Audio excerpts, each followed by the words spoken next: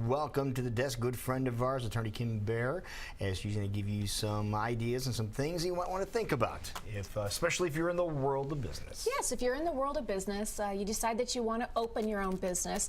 The first thing you need to think about is, okay, how am I going to protect my personal assets? So the recommendation... Cover your assets. Cover your assets.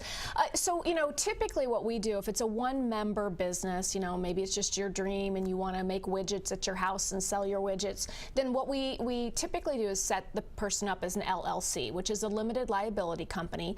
And a lot of times people will say to me, well, I'm going to work out of my house. Why do I need an LLC? Well, what if you send the widget to a customer and the customer's child swallows the widget and now there's a problem? If they sue you, all of your personal assets are at risk. But if you're an LLC, a limited liability company, it presents a shield. It's a firewall. It's a firewall. It's a firewall. If you're working out of your house and somebody comes to look at your stuff and they fall and break their leg, let's say it's a bad break, and now they've got $50,000 in medical bills. You would prefer that they sue your business and they can only get to your business assets versus suing you and going after your house and your savings and all of that. So setting up a one-member LLC is actually pretty cheap, because that's the other thing that people think is... I was just going to ask, how involved is that to do something? It's really pretty simple, and most of the law firms in Des Moines don't charge very much. I know we charge $350, and that includes the $50 filing fee with the Secretary of State. Yeah, okay. So it's pretty easy. Now, the price can go on up if there is more than one person or you need an operating agreement, but for most people, they can kind of get in and out for that price. And you get in and out in short order, we might add, because it took us, 2 days to do ours. Yeah, that's exactly right. Stop into the office, we'll have you fill everything out, we'll get it to the Secretary of State for you. If you need a tax ID, we can help you with that.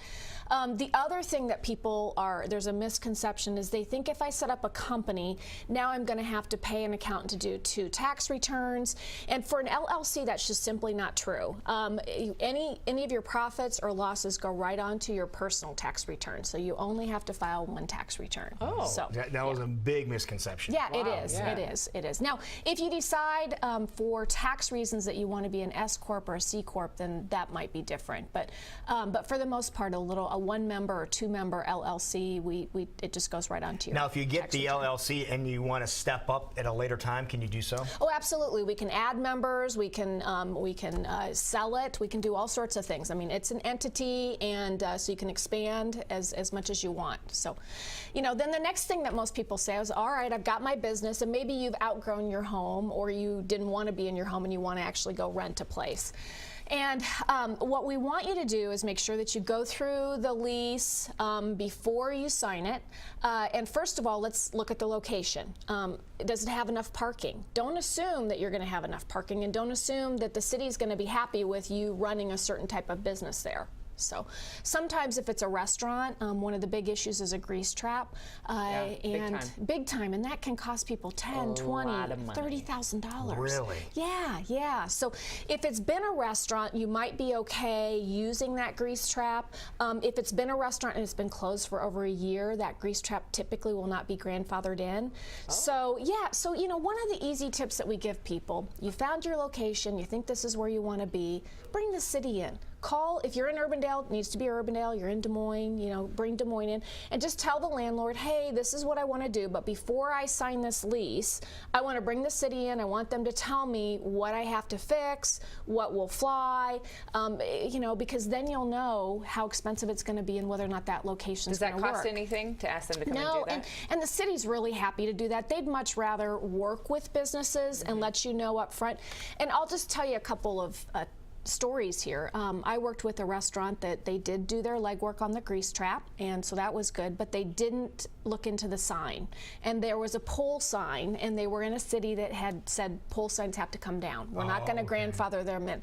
Okay. It costs $10,000 to take down the pole sign. No way. Yeah, see? And so they'd already signed the lease, so that was a huge problem. Wow. I was able to kind of do a creative solution and buy them some time, but I got I think a year to bring it down, but that was a cost that they weren't anticipating. Right. So, and then a lot of times you go into a location and you say, okay, I'm going to move this wall and I'm going to put in a bathroom. And if you start moving walls around and there's no sprinkler system, that might all of a sudden trigger the need for a sprinkler system. And again, tens of thousands of dollars. So it's just smart. Bring So the it's city better in. just to bring them in at the beginning, at the start. Bring them in at the beginning. And here's what people tell me, because they're so passionate. They'll say, well, I didn't want to lose the spot, so I went on ahead and signed the lease, and now I'm bringing the city in. Okay, if you're really worried about that, then sign the lease, but put in writing on the lease, this is subject to me being able to pass code without spending more than $1,500 or $2,000 or something like that. And can you write that in yourself? Oh, yeah. And that's a key, Lou. We want to make sure that anything that you're talking about with the landlord, that it actually goes in the lease. Because if I'm going to rent from you and I say, hey, it looks like there might be water damage, and you say, oh, yeah, I'll fix that. But the lease says I'm responsible for it, and we don't put it in the lease. Guess who's stuck with it? Guess who's stuck with it? Guess who's stuck with it? And you know, and I understand most people who are opening a business don't want to pay a lawyer a whole bunch of money. So call your lawyer and say, hey, I've got this lease. How much would you charge me for an hour of time? And you know, most lawyers would say, okay, I'll charge you whatever my hourly rate is. Come in and let's walk through the lease. So because we'd much rather help you with the problem now than later.